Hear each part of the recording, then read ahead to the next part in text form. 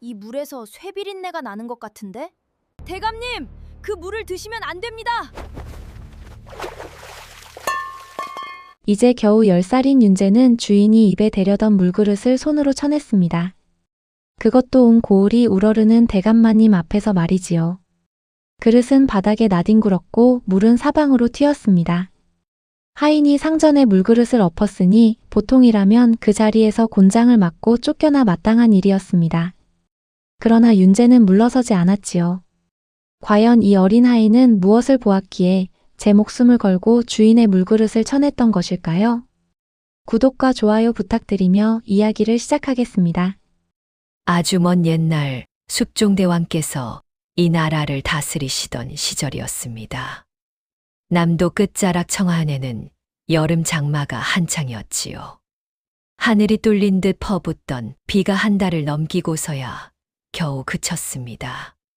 처마 끝 낙수물이 뚝뚝 잦아들자 고을 사람들은 그제야 젖은 집신을 말리며 안도의 한숨을 내쉬었지요. 허나 안심하기엔 아직 이른 일이었습니다. 장마가 물러간 자리에는 눅눅한 습기와 함께 이상한 소문이 슬금슬금 피어오르기 시작했습니다. 우물물 맛이 예전 같지 않어. 어째 물에서 쇠비린내가 나는 것 같지 않은가. 처음에는 한두 집 안악들이 두레박을 사이에 두고 수군거리던 말이었습니다. 허나 그 말은 물이 스미듯 온 고을로 번져나갔지요. 우물물을 마신 이들 가운데 배를 움켜쥐고 뒹굴거나 하룻밤새 얼굴이 퉁퉁 붓는 사람이 하나둘 생겨났습니다. 고을 수령은 서둘러 옛 우물을 금하고 새 우물을 팔아 명했으나 이미 민심은 흉흉해진 뒤였습니다. 사람들은 밤이면 대문을 걸어 잠그고 물 한 모금도 코를 대어 냄새를 맡고서야 넘겼지요. 청하현 북쪽 언덕 위 소슬대문이 우뚝한 윤서원 대감댁이라고 해서 다르지 않았습니다. 안채와 사랑채를 분주히 오가는 하인들 사이에서도 똑같은 말이 은밀히 속삭여졌지요. 우리 집 우물물도 요새 어째 텁텁한 게 예전만 못한 것 같아. 장독대 견 물맛이 달라졌어. 자네도 그렇게 느끼지 않는가? 불길한 기운이 담장을 다 넘어 그 높다란 대감댁 안으로도 소리 없이 스며들고 있었습니다. 그리고 아무도 몰랐습니다. 그 불길함이 머지않아 한 사람의 목숨을 노리게 될 줄은 말이지요. 그 무렵 대감댁 행랑채 맨 끝 구석방에는 10살 난 하인 윤재가 살고 있었습니다. 윤재는 어미 아비도 기억나지 않을 만큼 어려서부터 대감댁에서 자란 시종이었지요. 마른 체구의 키도 또래보다 작고 말수마저 저거 좀처럼 눈에 띄지 않는 아이였습니다. 허나 그 아이의 눈만은 유난히 또렷하고 서늘하도록 예리했지요. 마을 사람들은 윤재를 두고 저놈은 쥐구멍도 꿰뚫어 본다며 혀를 내둘렀습니다. 윤재는 글은 배우지 못했으나 샘이 번개처럼 빨랐고 무엇보다 냄새와 빛깔의 아주 미세한 차이를 기가 막히게 알아차렸습니다. 장독대에 늘어선 된장 항아리 10개를 코끝으로 맡아만 보고도 어느 독을 어느 철에 담갔는지 척척 맞힐 정도였지요. 한 번은 안채 마님의 은비녀가 사라져 온 집안이 발칵 뒤집힌 적이 있었습니다. 그때 윤재는 마당의 흙빛만 살피고는 마루 밑 쥐구멍을 가리켰고 과연 그 안에서 비녀가 나왔지요. 그날 이후 하인들은 윤재를 신기해하면서도 한편으론 어쩐지 꺼림칙해 했습니다. 너무 눈치가 빠른 아이는 곁에 두기에 불편한 법이었으니까요. 허나 윤재는 어른들 앞에서 함부로 나서는 법이 없는 얌전하고 눈치 빠른 아이였습니다. 다만 무언가 이상하다 싶으면 그 조그만 가슴이 벌렁거려 도무지 가만히 있질 못하는 성미였지요. 바로 그 성품이 머지않아 대감댁 전체를 발칵 뒤흔들 사건의 작은 씨앗이 될 줄은 그때는 정녕 아무도 알지 못했습니다. 대감댁 담장 안에는 여러 사람이 저마다의 사연을 품고 살아가고 있었습니다. 집안의 주인인 윤서헌 대감은 51의 양반이었습니다. 젊은 나이에 과거에 급제하여 여러 관직을 두루 지는 분으로 청렴결백하기로 인근의 이름이 높았지요. 허나 그 고든 성품이 도리어 독이 되어 입속만 챙기려는 고을 수령들과 자주 부딪혔습니다. 대감의 부인인 안주인은 손꼽히는 명문가 출신으로 집안 체면을 목숨보다 중히 여기는 분이었습니다. 하인들의 사소한 언행에도 서슬퍼렇게 엄격했고 그 중에서도 종놈 주제의 상전의 일에 함부로 입을 놀린다는 것을 무엇보다 몹시 싫어했지요. 대감의 오른팔인 만복은 32의 건장한 사내였습니다. 오랜 세월 대감을 지척에서 모셔온 터라 집안일에 미치는 입김이 컸지요. 허나 만복은 유독 윤재를 못마땅해 했습니다. 어린 것이 주제넘게 여기저기 나서서 제 자리를 넘본다 여겼던 것입니다. 반면 부엌일을 돕는 계집종 월향은 윤재를 친동생처럼 살뜰히 챙겼습니다. 18배 월향은 약초를 다룰 줄 알았고 음식 맛을 보는 혀가 누구보다 예민했지요. 어린 윤재가 매를 맞고 오는 날이면 남몰래 약을 다려 상처에 발라주던 것도 늘 월향이었습니다. 그 밖에도 대감댁에는 말없이 굳은 일을 거드는 늙은 하인이 몇 있었습니다. 그중 60줄에 접어든 한 늙은 하인은 유난히 손끝이 희끗희끗했고 늘 녹그릇을 닦고 광을 지키는 일을 도맡았지요. 말수가 적고 그저 고개를 숙인 채 묵묵히 일만 하는 이였습니다. 아무도 그 늙은 이를 눈여겨보지 않았습니다. 바로 그 무심함 속에서 이제 곧 목숨을 건 사건이 소리 없이 싹트려 하고 있었습니다. 여름이 뉘엿뉘엿 저물어 가던 어느 날 새벽이었습니다. 마당엔 아직 물 한 개가 자욱했고 첫 딸기 회를 치기 전이라 사방은 고요했지요. 윤서헌 대감은 여느 날처럼 사랑채에서 아침 문안을 받은 뒤 조촐한 다과상을 받았습니다. 대감은 새벽마다 맑은 물 한 그릇으로 마른 입을 적시는 것이 오랜 습관이었지요. 그날도 만복이 부엌에서 손수 우물물을 길어와 대감만 쓰는 반질반질한 노쇠 물그릇에 정성껏 담았습니다. 그러고는 마침 곁을 지나던 윤재에게 그 물상을 들어 올리라 명했지요. 윤재는 두 손으로 물그릇을 공손히 받쳐 들고 마루를 향했습니다. 그런데 몇 걸음 떼지 못하고 문득 그 자리에 우뚝 멈춰 섰습니다. 무언가 이상했던 것입니다. 새벽빛에도 환하게 빛나야 할 녹그릇의 빛깔이 어딘지 검푸르게 죽어 있었습니다. 물 표면에는 기름을 풀어놓은 듯 얇은 얼룩이 어른거렸고 그릇 밑바닥에는 눈을 부릅떠야 겨우 보일 만큼 미세한 가루 같은 것이 소리 없이 가라앉아 있었지요. 윤재는 슬며시 그릇에 코를 가져다 대었습니다. 순간 변질된 기름 같은 비릿한 냄새가 콧속을 훅 파고들었습니다. 우물물에서는 결코 나지 않을 이질적인 냄새였지요. 이건 물에서 나는 냄새가 아니야. 이 그릇 자체에서 나는 냄새다. 윤재의 등줄기에 서늘한 소름이 돋았습니다. 심장이 북을 치듯 쿵쿵 뛰었지만 애써 아무렇지 않은 척 사랑채 마루로 올라섰지요. 대감은 벌써 목이 말랐던지 물그릇을 기다리고 계셨습니다. 그 희고 마른 손이 천천히 그릇을 향해 뻗어 오고 있었지요. 바로 그 순간 윤재의 머릿속에서 무언가가 번쩍였습니다. 이 물을 마시면 대감이 죽는다는 확신이 차디찬 물처럼 온몸을 휘감았습니다. 대감이 물그릇을 들어 올려 입술에 갖다 대려는 바로 그 찰나였습니다. 대감마님, 윤재가 목이 찢어져라 소리치며 몸을 날렸습니다. 철컥. 윤재의 손이 대감의 손에서 물그릇을 후려쳤습니다. 녹그릇은 마룻바닥에 떨어져 쨍그랑 요란한 소리를 내며 저만치 굴러갔고 검푸른 물이 사방으로 튀었지요. 아침 햇살을 받은 녹그릇이 마치 죽은 짐승의 눈처럼 기이한 빛을 뿜어냈습니다. 사랑채의 공기가 순식간에 얼음장처럼 얼어붙었습니다.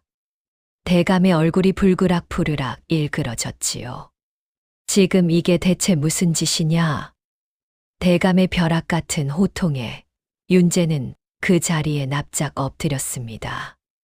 온몸이 사시나무처럼 떨렸지요. 허나 윤재는 이내 고개를 번쩍 들어 두 눈으로 똑바로 대감을 우러러 보았습니다.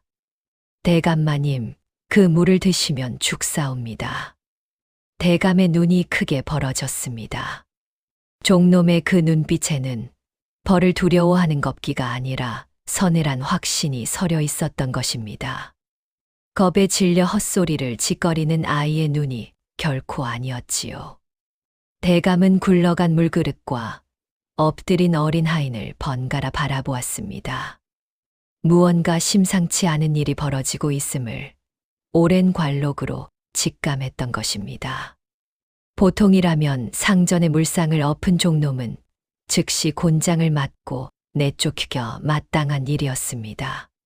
소란을 들은 안주인이 치맛자락을 움켜쥐고 안채에서 달려나와 소리쳤습니다. 이게 무슨 해괴한 짓이냐? 당장 저놈을 끌어내어 매를 쳐라. 허나 대감은 조용히 손을 들어 안주인을 제지했습니다. 부인, 잠깐만 기다려 주시오. 대감은 엎드린 윤재를 물끄러미 내려다보았습니다. 그 어린 하인의 눈에는 한 점 거짓이 없었지요. 겁에 질려 둘러대는 낯빛이 아니었습니다. 윤재야. 예, 대감마님. 내가 무엇을 보았기에 감히 그런 말을 하느냐? 윤재는 떨리는 손을 들어 마룻바닥에 나뒹구는 녹그릇을 가리켰습니다. 저 그릇의 빛깔이 검푸르게 변하였사옵니다. 그리고 밑바닥에는 이상한 가루가 가라앉아 있었사옵니다. 대감은 몸소 허리를 굽혀 녹그릇을 집어들었습니다. 정말이었지요. 여느 때 같으면 얼굴이 비칠 만큼 반질하던 노스의 빛깔이 어딘가 죽어 있었고 안쪽에는 미세한 가루와 기름 같은 것이 끈적하게 묻어 있었습니다. 대감의 얼굴이 돌처럼 굳어졌습니다. 그는 이내 낮고 무거운 목소리로 명했습니다. 만보가 이 녹그릇과 쏟아진 물기를 하나도 남김없이 헝겊에 싸서 봉에 두거라. 광 깊숙이 넣어두되 앞으로 그 누구도 손대지 못하게 하라. 안주인은 영문을 몰라 당혹스러운 낯빛이었으나 대감은 더 이상 아무 말도 하지 않았습니다. 다만 손안의 녹그릇을 오래도록 노려볼 뿐이었지요. 그날 저녁 어스름이 내려앉을 무렵 월향이 윤재를 조용히 찾아왔습니다. 부엌 뒤편 어둑한 담벼락 아래에서 월향은 목소리를 낮추어 속삭였지요. 윤재야. 요 며칠 장독대 근처의 검은 나비가 자꾸 맴돈다. 그것도 밤에 말이야. 게다가 물독 뚜껑에 이상한 자국이 생겼어. 무슨 자국? 마치 손톱으로 긁은 것 같은 자국인데 아무도 그 독을 건드린 적이 없단 말이지. 윤재는 팔짱을 낀 채 가만히 생각에 잠겼습니다. 검은 나비, 그리고 손톱 자국. 무언가 실오라기 같은 것이 머릿속에서 어른거렸지요. 그날 밤 온 집안이 잠든 뒤 윤재는 몰래 부엌으로 내려갔습니다. 촛불을 켜고 물독에서 물을 한 바가지 떠 곁에 있던 사기 그릇에 조심스레 담았지요. 촛불을 바짝 가까이 비추자 물 표면에 미세한 기름막 같은 무늬가 스멀스멀 떠올랐습니다. 윤재는 다른 사기 그릇에도 똑같은 물을 담아 나란히 놓고 견주어 보았습니다. 이상하구나. 같은 독에서 뜬 같은 물인데 그릇에 따라 뜨는 무늬가 다르다니. 문득 윤재는 예전의 마을 어귀에서 무당이 치던 물점을 떠올렸습니다. 대야의 물을 받아 달그림자를 비추어 그 일렁임으로 기흉을 점치던 것이었지요. 허나 지금 윤재가 촛불 아래 들여다보는 것은 앞날을 점치는 물점이 아니었습니다. 사람을 죽이는 독의 흔적이었지요. 이튿날부터 윤재의 등 뒤에서 이상한 소문이 스멀스멀 돌기 시작했습니다. 윤재 그놈 혹시 귀신이라도 씌인 것 아닌가. 밤마다 부엌에서 촛불을 켜고 물그릇을 들여다본다더군. 아무래도 사람 꼴이 아니야. 그리고 그 소문에 슬며시 부채질을 하는 자가 있었으니 다름 아닌 만복이었습니다. 사흘째 되는 날, 만복이 마침내 안주인 앞에 무릎을 꿇고 고했습니다. 마님, 윤재 그놈이 일부러 대감마님의 물상을 엎어 온 집안에 망신을 주었사옵니다. 요새는 밤마다 부엌에서 괴이한 짓까지 벌인다 하옵니다. 안주인의 얼굴이 서리빨처럼 차갑게 굳었습니다. 집안의 기강이 무너지면 양반의 체면이 설 곳이 없느니라. 당장 그놈을 불러들여라. 윤재는 안채 마당 한복판에 끌려 나와 매를 맞았습니다. 등짝이 갈라지도록 모진 매질이 이어졌지만 윤재는 이를 악문 채 신음 한 번 내지 않았지요. 다만 두 눈만은 흔들림 없이 땅을 응시하고 있었습니다. 안주인이 싸늘하게 내뱉었습니다. 오늘부로 너는 사랑채 출입을 그만오라. 앞으로는 부엌 구석에서 잔일이나 거들거라. 윤재는 말없이 고개를 조아렸습니다. 허나 그날 밤 깊은 시각, 대감이 사람들의 눈을 피해 윤재를 은밀히 불렀습니다.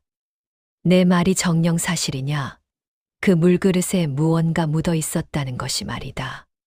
그러하옵니다. 대감마님. 대감은 광에서 봉에 두었던 녹그릇을 꺼내 윤재 앞에 놓았습니다. 윤재는 두 손으로 그릇을 받쳐 들고 코를 바짝 가져다 대었지요. 여기서 변질된 기름, 냄새가 나옵니다. 그리고 그릇 빛깔이 검푸르게 죽어 있사옵니다. 소인은 그저 이 그릇이 여느 그릇과 다르다는 것만 알 뿐이옵니다. 대감은 그릇을 촛불에 이리저리 비추어 보다가 문득 낯빛이 굳었습니다. 반질하던 노쇠가 무언가 독한 것과 다 빛깔이 변한 것이 분명했지요. 내 조그만 코가 맡은 것을 내 눈이 이제야 보는구나. 대감의 얼굴이 촛불 아래에서 백지장처럼 창백해졌습니다. 어린 종놈의 코끝이 제가 미처 보지 못한 죽음의 그림자를 이미 훤히 나타내고 있었던 것입니다. 이튿날 동이 트기 전 대감은 몸소 우물가로 나가 두레박으로 물을 길어 올렸습니다. 좀처럼 없는 일이었지요. 윤재도 조용히 그 뒤를 따라 나왔습니다. 대감이 두레박 물을 이리저리 살피려 하자 윤재가 나직이 아뢰었습니다.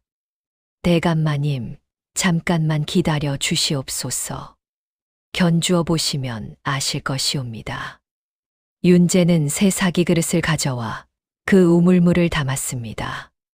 그러고는 대감의 것과 똑같은 녹그릇에도 같은 물을 나란히 담았지요. 두 그릇을 마당에 나란히 놓고 두 사람은 숨을 죽인 채 기다렸습니다. 이윽고 놀라운 일이 벌어졌습니다. 사기 그릇에 담긴 물은 아무리 시간이 흘러도 티끌 하나 없이 맑았으나 녹그릇에 담긴 물은 그릇 안쪽부터 빛깔이 미세하게 흐려지기 시작했던 것입니다. 마치 그릇 자체가 물과 은밀히 반응하는 듯했지요. 대감마님, 보시옵소서.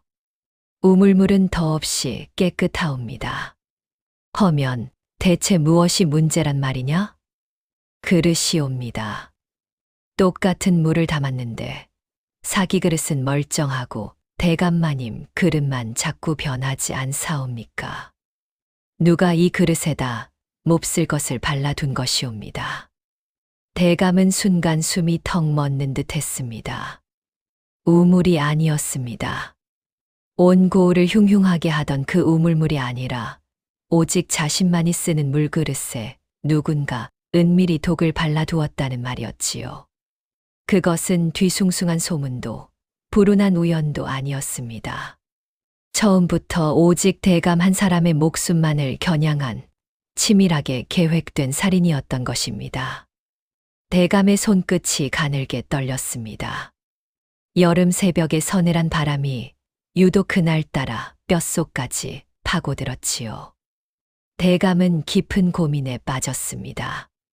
이 일을 관가에 알려 대놓고 수사를 벌인다면 집안이 발칵 뒤집힐 것이 뻔했습니다. 상전을 노린 독살 음모가 있었다는 소문이 온 고을에 퍼질 것이고, 그리 되면 대대로 이어온 양반가의 체면은 땅에 떨어지고 말 터였지요. 게다가 범인은 이미 담장 안 어딘가에 숨어 대감의 일거수일투족을 지켜보고 있을지도 몰랐습니다. 그날 밤 대감은 인적 없는 사랑채 뒤뜰로 윤재를 불렀습니다. 교교한 달빛 아래 대감이 목소리를 한껏 낮추어 물었습니다. 윤재야, 내가 나를 도와줄 수 있겠느냐? 분부만 내려 주시옵소서, 대감마님. 나는 집안의 체면 때문에 함부로 몸을 움직일 수가 없다. 허나 너는 하인이기에 사람들의 눈을 피해 이 집 구석구석을 살필 수 있지 않겠느냐. 윤재는 조금의 망설임도 없이 고개를 끄덕였습니다. 그 두 눈에는 다시금 그 서늘한 확신이 서려 있었지요. 대감마님의 목숨을 노린 자를 소인이 반드시 찾아내겠사옵니다.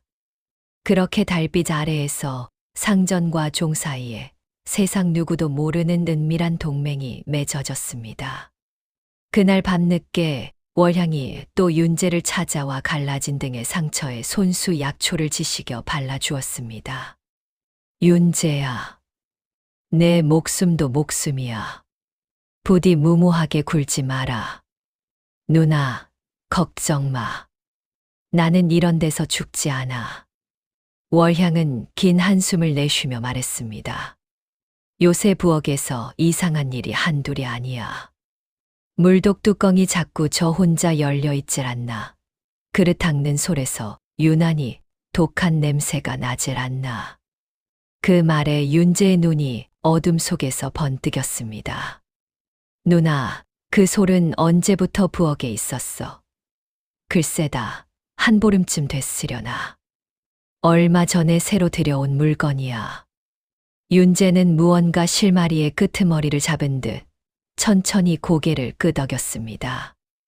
며칠 뒤 안주인이 무너진 집안의 체면을 세우겠다며 먼 사찰에서 귀한 감로수를 구해왔습니다. 이 물은 금강산 유점사에서 스님들이 정성껏 떠온 감로수입니다. 대감마님께서 이 물을 드시면 흐트러진 기운이 절로 돌아오실 것입니다. 대감은 난처한 낯빛을 감추지 못했으나 부인의 정성을 대놓고 물리치기도 어려웠습니다. 감로수는 작고 어여쁜 단지에 담겨 사랑채로 올려졌지요. 윤재는 그 소식을 듣자마자 부엌으로 달려가 사람들 눈을 피해 단지를 몰래 살폈습니다. 뚜껑을 살며시 열자 은은한 향내가 코를 스쳤지만 그 향 사이로 낯익은 기름 냄새가 신락같이 섞여 있었지요. 이것도 어딘가 이상하다. 윤재는 곧장 월향을 찾아갔습니다. 누나, 이 감로수 단지를 누가 부엌으로 가져왔어? 안주인 마님께서 친히 들고 오셨지. 그건 왜 묻는 게냐? 이 단지 뚜껑 안쪽에서 이상한 냄새가 나. 월향의 얼굴이 새하얗게 굳었습니다. 설마 안주인 마님께서 대감마님을? 아니야, 누나. 마님은 아니실 거야. 마님은 진심으로 대감마님이 낫기를 바라시니까. 다만 그 단지를 부엌에 두었을 때 누군가 몰래 손을 댄 게 분명해. 윤재는 그날 밤 대감께 이 사실을 낱낱이 고했습니다. 대감은 감로수를 아무도 모르게 따로 봉해 두고 안주인께는 몸이 좀 더 편안해지거든 며칠 뒤에 들겠다고 슬며시 둘러댔지요.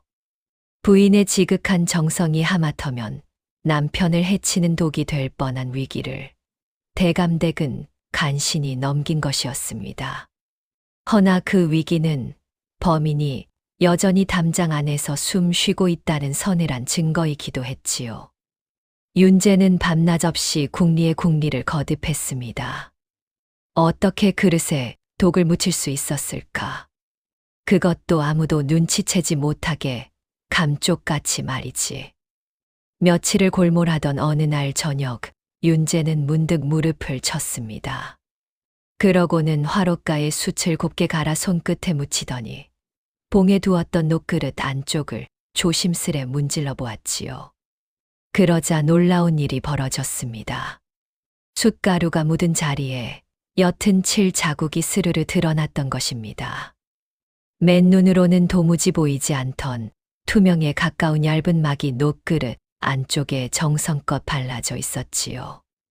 마치 누군가 숨결을 죽여가며 붓질을 한 듯한 흔적이었습니다. 윤재의 등줄기가 오싹해졌습니다. 그는 곧장 월향에게 달려갔습니다. 누나, 요새 부엌에 새로 들여온 물건이 또 없어. 글쎄 말린 수세미 몇 개 하고 아참 그릇 닦는 솔이 하나 새로 들어왔지. 그 솔 지금 어디 있어? 월향이 부랴부랴 가져온 솔에서는 코를 찌르는 독한 기름 냄새가 풍겼습니다. 윤재는 그 솔을 들어 멀쩡한 다른 녹그릇 안쪽을 슬쩍 문질러 보았지요. 그러고는 다시 숯가루를 묻혀 확인하자 방금 전까지 깨끗했던 그릇 안쪽에도 똑같은 투명한 칠 자국이 스며 나왔습니다. 이거야. 바로 이 솔이었어. 이 솔에 독을 몰래 묻혀 그릇 안쪽을 닦으면 눈에 보이지도 않는 얇은 독막이 발리는 거야. 윤재는 떨리는 마음을 가라앉히고 대감께 이 사실을 고했습니다. 대감의 얼굴이 다시금 창백해졌지요. 이것은 홧김의 우발도 원한의 발작도 아니구나. 처음부터 하나하나 촘촘히 짜인 정교한 살인 수법이었어. 대감은 비로소 깨달았습니다. 누군가 오랜 시간을 두고 자신을 서서히 말려 죽이려 했다는 것을 말이지요. 그 서늘한 인내심이야말로 무엇보다 두려운 것이었습니다. 며칠 뒤 대감이 윤재에게 조용히 물었습니다. 윤재야, 내가 그날 아침 물그릇을 들고 오면서 대체 어떻게 그리 단번에 알아차렸느냐? 노쇠 빛깔이 조금 변한 것만으로 사람이 죽는다는 것을 어찌 확신했느냐 말이다. 윤재는 잠시 머뭇거리다가 이내 입을 열었습니다. 대감마님, 실은 소인이 그릇 빛깔보다 먼저 본 것이 따로 있었사옵니다. 바로 사람이옵니다. 사람? 예.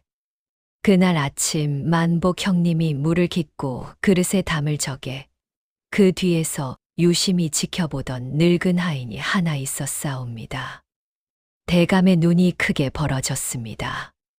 윤재는 목소리를 낮추어 말을 이었습니다. 늘 녹그릇 닦는 일을 도맡던 그 60줄 늙은 하인 말이옵니다. 평소엔 그저 고개를 숙이고 묵묵히 일만 하던 이인데 그날따라 손이 눈에 띄게 떨리고 자꾸만 사람들의 눈길을 피하더이다.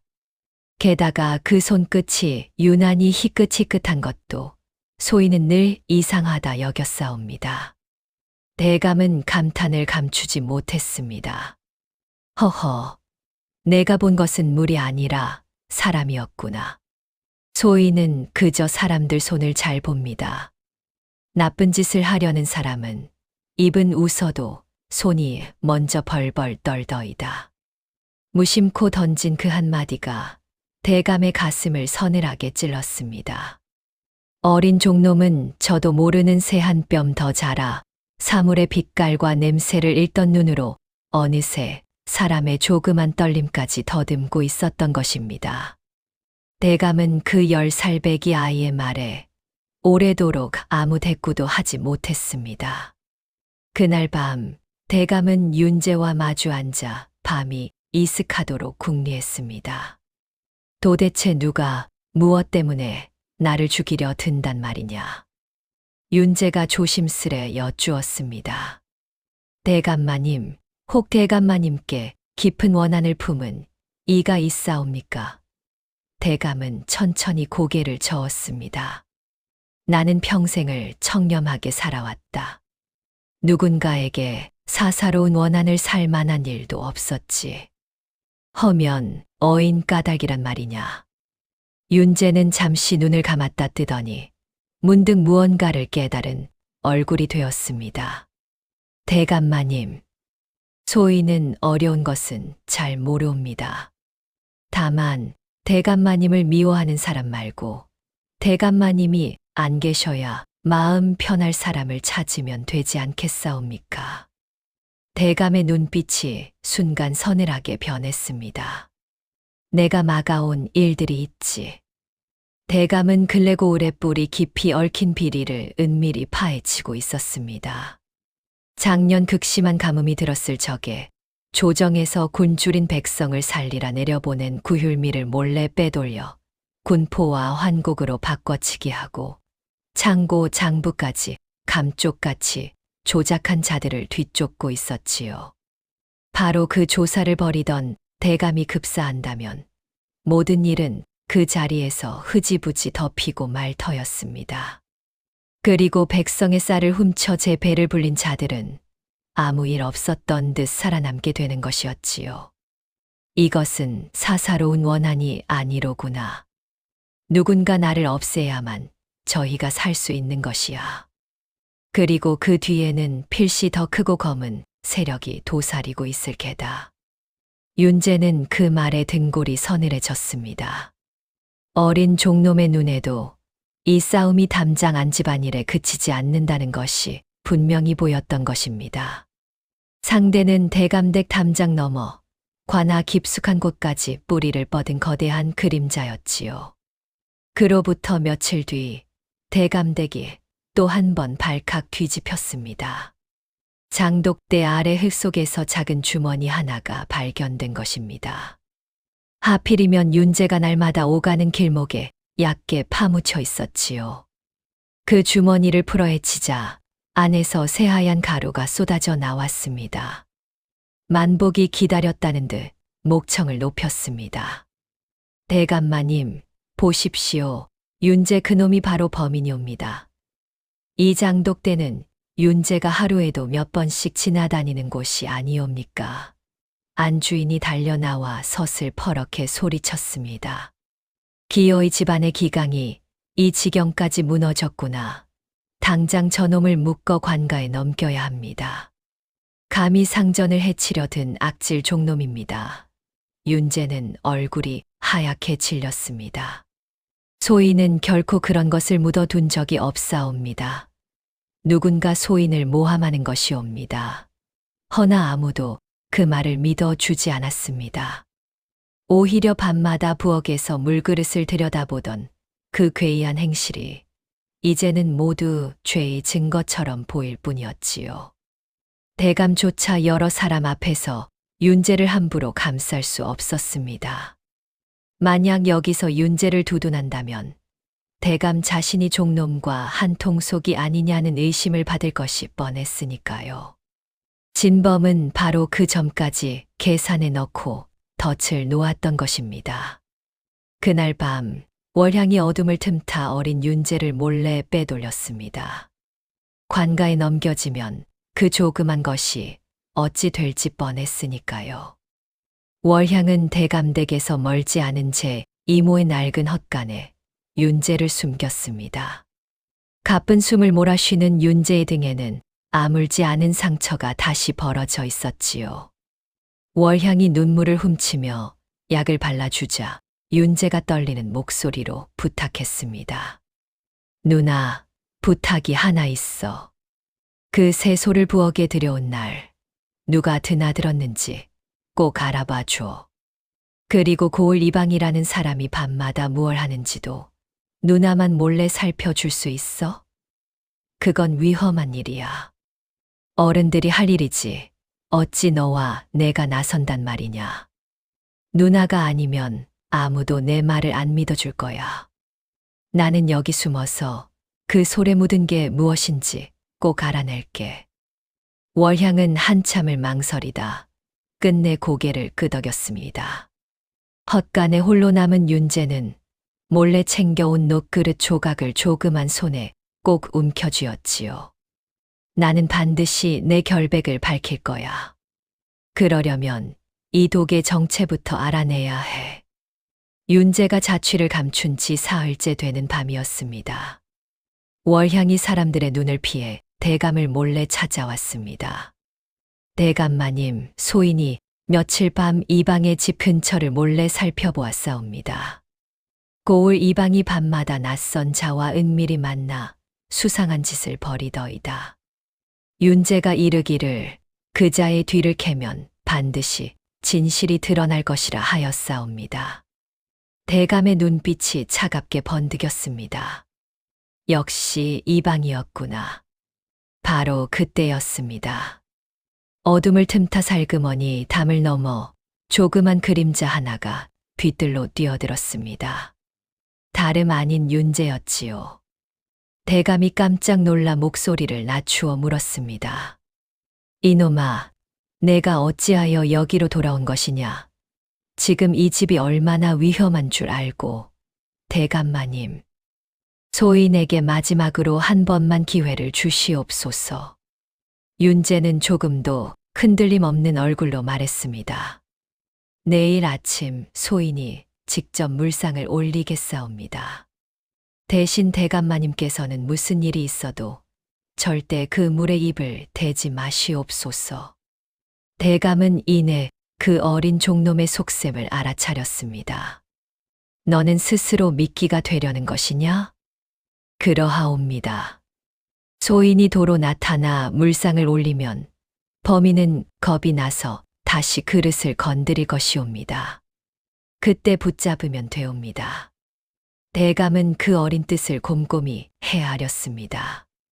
도망쳤던 종이 겁도 없이 돌아와 물상을 올린다면 범인은 필시 윤재가 무슨 증거라도 쥐었을까 두려워할 터. 그리하면 제 손으로 독을 바르러 나설 수밖에 없을 것이었지요. 내 어린 것이 제 목숨을 미끼로 걸겠다는 말이로구나. 목숨을 건 위험한 계획이었지만 달리 진범을 끌어낼 방도가 없었습니다. 대감은 무겁게 그러나 단호하게 고개를 끄덕였지요. 좋다. 내 너를 믿으마. 이튿날 새벽 사랑채는 숨소리마저 삼킨 듯 고요했습니다. 마당엔 다시 물 한 개가 깔렸고 사방은 손을 뻗으면 잡힐 듯한 어둠이었지요. 윤재는 우물에서 손수 물을 길어와 대감의 그 전용 녹그릇에 담았습니다. 그러고는 일부러 부엌 한복판에 그릇을 잠시 놓아두고 짐짓 태연히 밖으로 나갔지요. 대감과 월향은 부엌 뒤편 어둠 속에 숨을 죽인 채 지켜보았습니다. 심장이 목구멍까지 뛰어올랐지만 두 사람은 미동도 하지 않았지요. 얼마나 지났을까? 어둠 저편에서 누군가 발소리를 죽이며 부엌으로 스며들었습니다. 그것은 바로 그 늙은 하인이었습니다. 평소 녹그릇 닦는 일을 도맡던, 그리고 그날 아침 윤재가 손끝에 떨림을 보았던 바로 그 60줄 늙은 하인이었지요. 늙은 하인은 주위를 한번 살피더니 품속에서 무언가를 꺼냈습니다. 그러고는 솔에 기름 같은 것을 잔뜩 묻혀 대감의 녹그릇 안쪽을 재빠르게 문지르기 시작했습니다. 희끗한 손끝이 새벽 어스름 속에서 파르르 떨리고 있었지요. 바로 그 순간이었습니다. 개석거라. 대감이 벼락같이 소리쳤고 동시에 윤재가 어둠을 뚫고 뛰쳐나왔습니다. 늙은 하인은 소스라치게 놀라 뒷걸음질 치더니 품에서 시퍼런 칼을 뽑아 들었습니다. 그러고는 달려드는 윤재를 향해 거칠게 칼을 휘둘렀지요. 윤재야 피해. 월향에 찢어지는 비명이 새벽 공기를 갈랐습니다. 그 소리를 들은 하인들이 저마다 횃불을 들고 부엌으로 우르르 몰려들었지요. 윤재는 조그만 몸을 획 틀어 아슬아슬하게 칼날을 피했습니다. 어린 것이 감당할 수 있는 것은 거기까지였지요. 허나 윤재는 달아나는 대신 늙은 하인이 독을 바른 그 녹그릇을 두 팔로 냉큼 끌어안았습니다. 그것이 하나뿐인 증거임을 알았던 것입니다. 그 틈에 대감이 몸을 날려 늙은 하인의 팔을 뒤로 꺾어 붙잡았습니다. 칼이 손에서 떨어져 쨍그랑 나뒹굴었지요. 때마침 횃불을 든 하인들이 부엌으로 우르르 밀려들었고 월향이 몰려든 사람들을 향해 목청껏 외쳤습니다. 모두 이리 오시오. 대감마님을 노린 진짜 범인을 잡았소. 일렁이는 횃불 아래 드러난 늙은 하인의 얼굴은 핏기 하나 없이 창백했습니다. 60평생 고개 한 번 들지 않고 묵묵히 굳은 일만 해온 바로 그 하인이었지요. 대감이 부릅뜬 눈으로 물었습니다. 내 이놈 어찌하여 이런 끔찍한 짓을 저질렀느냐. 늙은 하인은 부들부들 떨리는 목소리로 겨우 입을 열었습니다. 저는 그저 시키는 대로 했을 뿐이옵니다. 누가 시켰느냐? 어서 바른 대로 고하지 못할까? 고을 이방이옵니다. 이방이 소인의 환곡 빚을 빌미로 옥에 처넣겠다 협박했사옵니다. 시키는 대로 하지 않으면 소인을 역적으로 몰아장형에 처하고 처자식까지 죄다 노비로 끌고 가겠다 하기에 소인은 그만 눈이 멀고 말았사옵니다. 모든 진실이 마침내 어둠을 뚫고 드러나는 순간이었습니다. 윤재는 손에 쥔 녹그릇을 조심스레 마루에 내려놓았습니다. 횃불에 비친 그 그릇 안쪽에는 검푸르게 죽은 자국과 함께 방금 발린 투명한 칠이 선명하게 번들거리고 있었지요. 대감마님, 움직일 수 없는 증거가 여기 남았사옵니다. 날이 훤히 밝자 대감은 늙은 하인을 앉혀놓고 차근차근 신문했습니다. 고을 이방은 대감이 은밀히 파헤치던 그 비리의 뿌리까지 깊이 얽힌 인물이었습니다.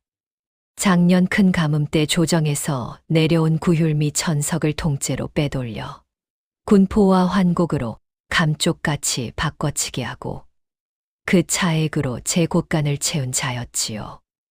대감의 손에 든 장부만 사라진다면 그 모든 죄의 증거가 흔적도 없이 지워지는 상황이었습니다. 이방은 대감을 은밀히 독살한 뒤 초상으로 온 집안이 어수선한 틈을 타 그 장부를 훔쳐낼 속셈이었던 것입니다. 그리고 이방의 뒤에는 고을 사또와 손이 닿아 있는 권세가들이 검은 그림자처럼 도사리고 있었지요. 윤재가 밝혀낸 그 녹그릇의 투명한 칠은 시간을 두고 독을 서서히 녹여내는 무서운 장치였습니다. 대감이 물었습니다. 그 칠의 정체가 대체 무엇이었느냐? 늙은 하인이 고개를 떨구고 떨며 대답했습니다. 비상을 기름에 개어 그릇 안쪽에 얇게 발랐사옵니다. 물이 닿을 때마다 독이 조금씩 녹아들어 하루 이틀 마시다 보면 눈치채지 못하는 새에 서서히 숨이 끊어지는 것이옵니다.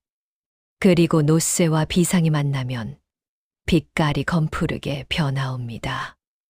윤재가 처음 그릇 밑을 문질러 본 것도 바로 그 미세한 빛깔의 변화를 의심했기 때문이었습니다. 그릇이 유난히 미끄러웠고 노쇠 빛깔이 죽어 있었사옵니다. 그래서 코를 대어보니 변질된 기름 냄새가 나더이다.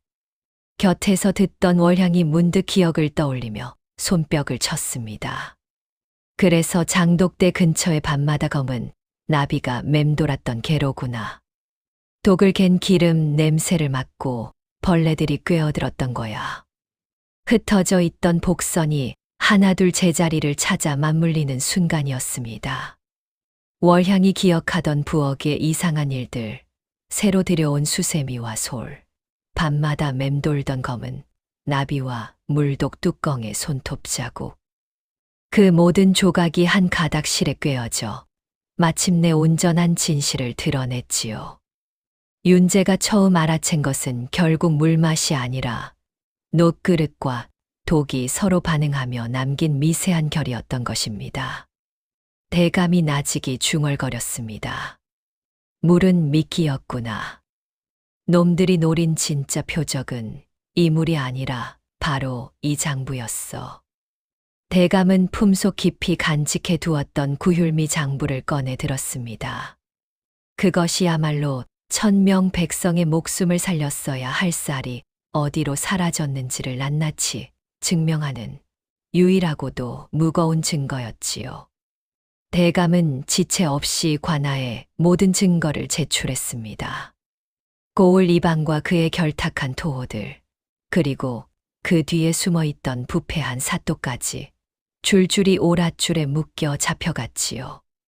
대감이 목숨을 걸고 지켜낸 장부는 티끌 하나 없이 고스란히 보존되었고, 그토록 은밀했던 구휼미 횡령 사건은 마침내 온 세상에 훤히 드러났습니다.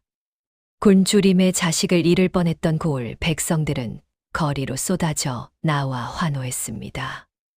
오래도록 가슴에 맺혀 있던 원통함이 비로소 봄눈 녹듯 풀렸던 것입니다. 안주인은 조용히 윤재를 안채로 불러 손수 지은 새 옷 한 벌을 내렸습니다. 내가 그동안 너를 몰라도 한참 몰라보았구나. 집안의 기강도 중하다만 눈앞에 진실을 외면하는 것이야말로 집안을 뿌리째 무너뜨리는 일이었느니라.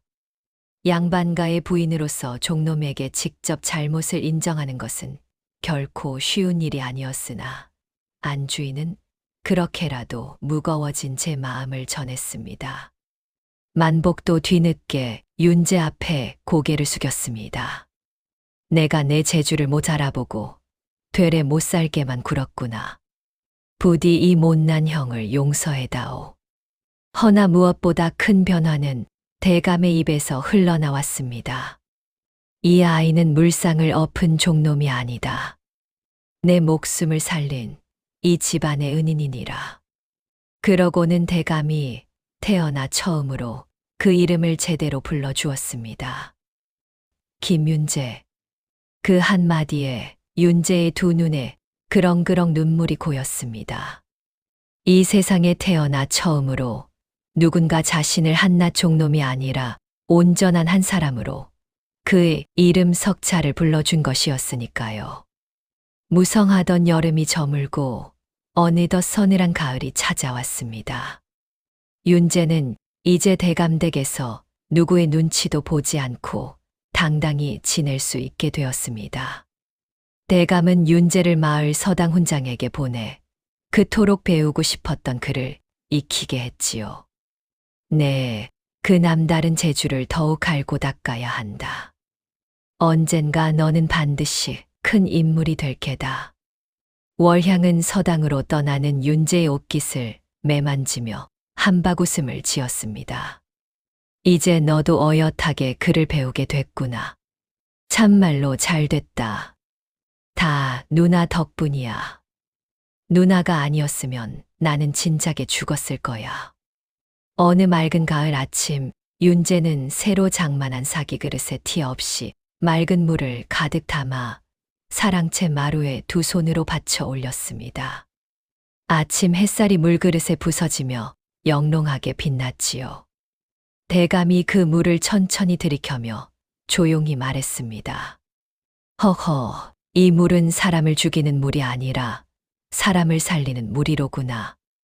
윤재는 한 걸음 뒤로 물러서며 공손히 절을 올렸습니다. 사람의 일이란 참으로 묘한 것입니다. 체면이 앞서면 진실이 숨고 진실이 숨으면 그 어떤 대단한 집안도 먼저 무너지는 법이지요. 그리고 윗사람의 목숨은 때때로 가장 낮은 자리에 있는 아랫사람의 맑은 눈에서 산다는 이치를 대감댁은 그 여름 뼈저리게 깨달았습니다. 옛말의 지위가 사람을 만드는 것이 아니라 사람이 그 지위를 빛낸다 하였습니다. 진실을 알아보는 눈은 비단 옷 속이 아니라 오히려 무명옷 걸친 어린 종놈의 가슴 속에 살아 있었던 것이지요. 그 뒤로 청하은에는 다시 평화가 깃들었고 윤재의 이름은 오래도록 사람들의 입에서 입으로 훈훈하게 전해졌습니다. 다음 영상을 빠르게 만나보시려면 좋아요와 구독을 눌러주세요. 그럼 더 재미있는 영상으로 찾아뵙겠습니다. 모두 행복한 하루 보내세요.